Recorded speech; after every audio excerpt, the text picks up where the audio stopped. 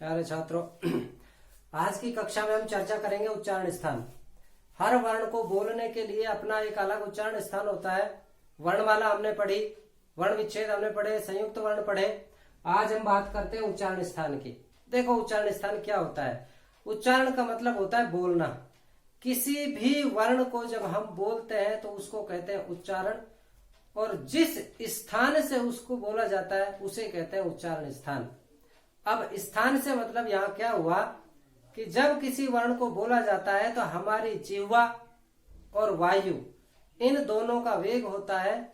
वायु को निकलने में हमारी जिह्वा कहीं ना कहीं स्पर्श करती है मुख के अंदर। उस ही अंग के नाम पर उच्चारण स्थान रखा जाता है जिस अंग पर हमारी जीभ स्पर्श करती है। फिर से स्पष्ट करके इसको समझ लीजिए। जिस वर्ण को बोलने में मुख का जो भी अंग प्रभावी हो, या उस वर्ण को बोलने में हमारी जिह्वा जहां स्पर्श करती हो, उस अंग के नाम पर ही उस वर्ण का उच्चारण स्थान होता है। देखो कैसे होता है। उच्चारण के टोटल 8 स्थान है और वो 8 स्थान हम सूत्रों के माध्यम से समझेंगे। सबसे पहला सूत्र आता है अकु है विसर्जनीय नाम कंठ। कुचु टुतुपु का पार्ट नंबर 8 आपने देख लिया होगा, नहीं देखा तो वहां पे आप समझ सकते हैं कि कु का मतलब यहाँ पे क्या होगा। तो पहला सूत्र हमारा अ कु है विसर्जनीय नाम कंठ। अब अ माने अ, कौन सा अ? छोटा और बड़ा दोनों है। वर्णमाला का पार्ट 3 पढ़ लिया होगा आपने, नहीं देखा तो वहां पे देख लो। यहाँ अ में दोनों अ शामिल होंगे, ह्रस्व अ और दीर्घ अ और आ।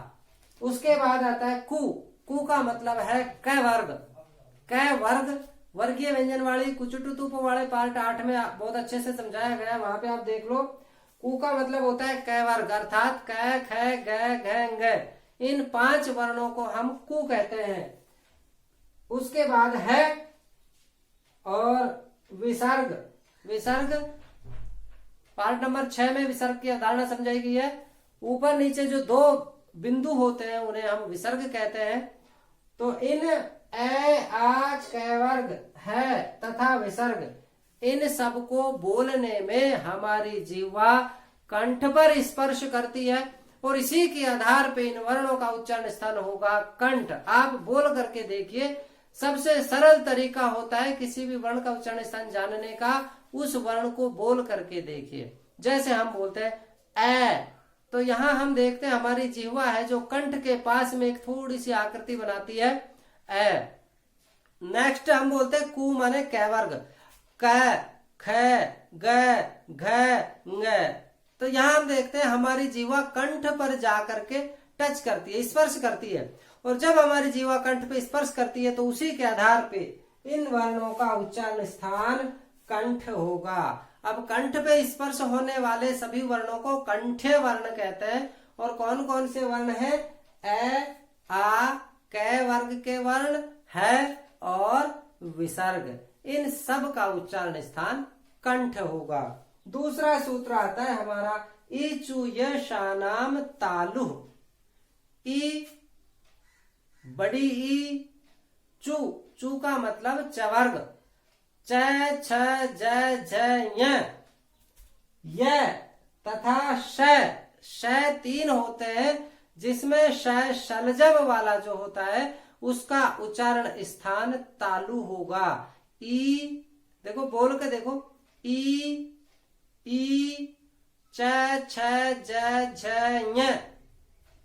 जब हम इनको बोलते हैं तो हमारी जिह्वा तालु पर स्पर्श करती है और इसी के आधार पे इन सभी वर्णों का उच्चारण स्थान तालु होता है। नेक्स्ट देखिए तीसरा सूत्र उ पु पद्मानिया नाम ओष्ठौ। इसमें उ पु, यहां पु में छोटा पु प्लस उ, उपदमानीय का उ, तो उ पु उपदमानिया नाम ओष्ठौ, ये सूत्र है।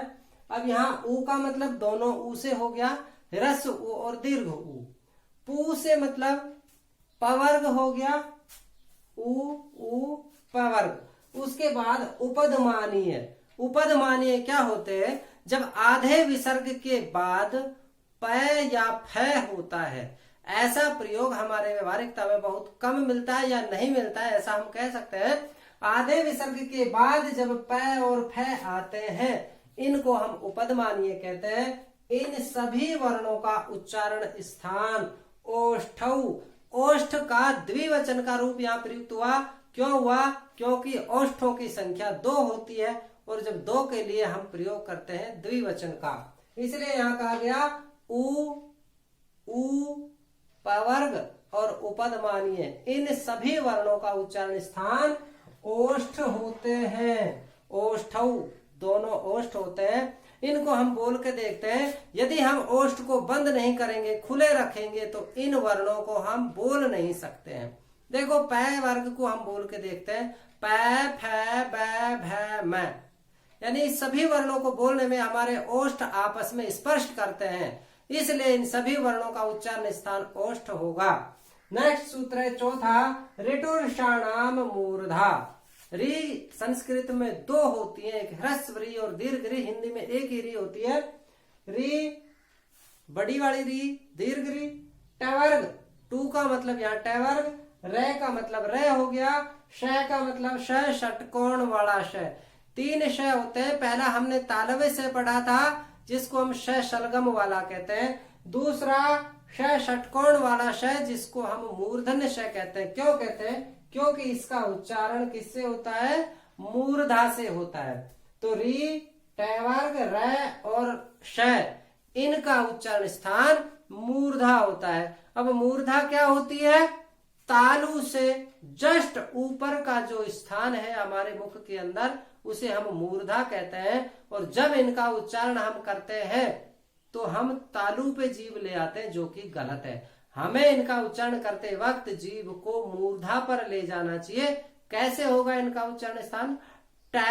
देखो जीभ को और ऊपर हम ले जाएंगे, ट बोलेंगे तो जीभ हमारी तालु पे आती है, लेकिन ट, ठ, ड, ढ, ण, इन सब को बोलने में हमारी जीभ तालु से भी ऊपर जाती है। उसी तरह इसका उच्चारण जब हम करते हैं तो ख, ख, यानी जीभ को मूर्धा पर टच नहीं करना है, स्पर्श नहीं करना है, बल्कि वहां से थोड़ा सा घुमाएंगे तो हमारे मुंह से अंदर से जो हवा आएगी वो जीभ के ऊपर से मूर्धा को स्पर्श करती हुई आएगी, और इसी कारण से इसका उच्चारण स्थान मूर्धा हुआ। ख, ख, उच्चारण करके देखिए आप, ख, ख। नेक्स्ट सूत्र हमारा लृ तुलसानाम दंतः। लृ ह्रस्व ही होती है, एक ही होती है, इसका दीर्घ रूप नहीं होता है। तो लृ, तू का मतलब तय वर्ग, छोटा तू का मतलब तय वर्ग, ल और स, सीधा वाला स, जिसको हम सलेट वाला स, सपेरा वाला स, सवाल वाला स कहते हैं, इनका उच्चारण स्थान दंत से होता है। उच्चारण करके देखिए आप, त, थ, द, ध, न, स, ल, इन सब को बोलने में हमारी जीभ दांतों पे आके स्पर्श करती है। इस कारण से इन सभी वर्णों का उच्चारण स्थान दंत होते हैं। लृ, तय वर्ग, ल और स, इन सब का उच्चारण स्थान दंत होते हैं। नेक्स्ट सूत्र, ए दयितो कंठ तालु। अब यहाँ तपरस तत्कालस्य के कारण से एत प्लस ऐत, तो जिसके पीछे हलंत तय लगता है उसका मतलब होता है जिसके साथ वो लगा है वही वर्ण, अर्थात तो तय का कोई मायना नहीं होता, वो सिर्फ बोलने के लिए होता है। तो ए और ऐ, ए एडी वाला और ऐ ऐनक वाला, इन दोनों वर्णों का उच्चारण स्थान 2 होते हैं। 2 का मतलब साथ साथ ही उनका उच्चारण 2 जगह से होता है। कौन से है वो 2? कंठ तालु। अब ये कंठ तालु, इनके 2 उच्चारण स्थान क्यों हुए? क्योंकि देखो जो ए होता है, ए एडी वाला ए, संधि जब हम पढ़ेंगे वहां हम समझेंगे ये गुण संधि के कारण से ए प्लस ई से मिलकर बनता है। पहले ए फिर ई, दोनों मिलकर के बन गया ए, और ए प्लस ए मिलकर के बन गया आई। अब समझो इसके पीछे लॉजिक क्या है। ए का उच्चारण स्थान हमने पहले सूत्र में पढ़ा, अकु है विसर्जनीय नाम कंठ में, ए का उच्चारण स्थान कंठ, तो ए का उच्चारण स्थान कंठ। दूसरा सूत्र हमने पढ़ा इचुये शानाम तालु, ई का उच्चारण स्थान होता है तालु, ई का उच्चारण स्थान तालु। जब ये कंठ और तालु वाले दो वर्णों से मिलकर के बना है, इस कारण से ए तथा ऐ का उच्चारण स्थान कंठ तालु होगा। ए पहले कंठ से निकलेगी ध्वनि, फिर तालु पे आकर के हमारी जीभ घूमती है, तो ए तथा ऐ का उच्चारण स्थान कंठ तालु होगा। नेक्स्ट सूत्र नंबर 7, ओ दौतो हो कंठोष्ठम।